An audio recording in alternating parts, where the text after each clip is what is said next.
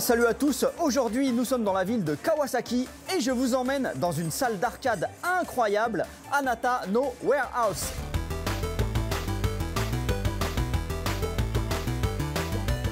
Alors, Anata no Warehouse, en français, ça se traduirait par ton entrepôt. Je sais, c'est bizarre.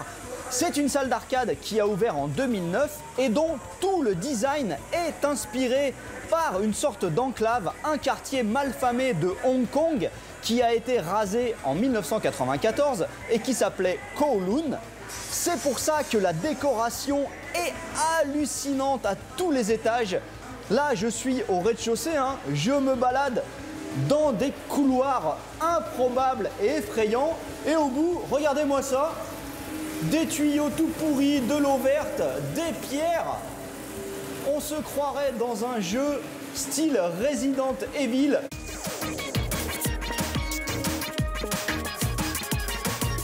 Là, je suis au premier étage et à cet étage, on trouve beaucoup de rétro gaming et c'est un véritable musée car on y trouve des jeux qui, même au Japon, sont rarissimes.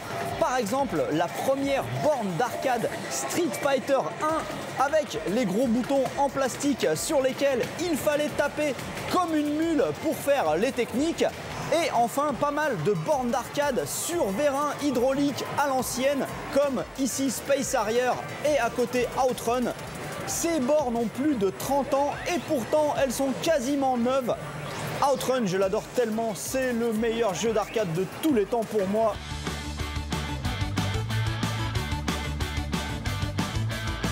Me voici au dernier étage et cette fois l'ambiance est un peu différente.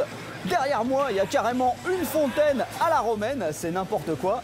Et c'est difficile de vous décrire tout ce qu'il y a ici, tellement c'est immense. Il y a toutes les sortes de jeux d'arcade possibles et imaginables. Les gens peuvent jouer au billard, aux fléchettes ou même au ping-pong. Et bien sûr, on trouve toutes les dernières nouveautés en arcade. Et à côté, regardez-moi cet engin. On dirait un Minitel géant fusionné avec une borne d'arcade et pourtant on peut y jouer à des dizaines de shoot'em up et à de vieux jeux comme Afterburner que j'adore mais qui est incroyablement difficile.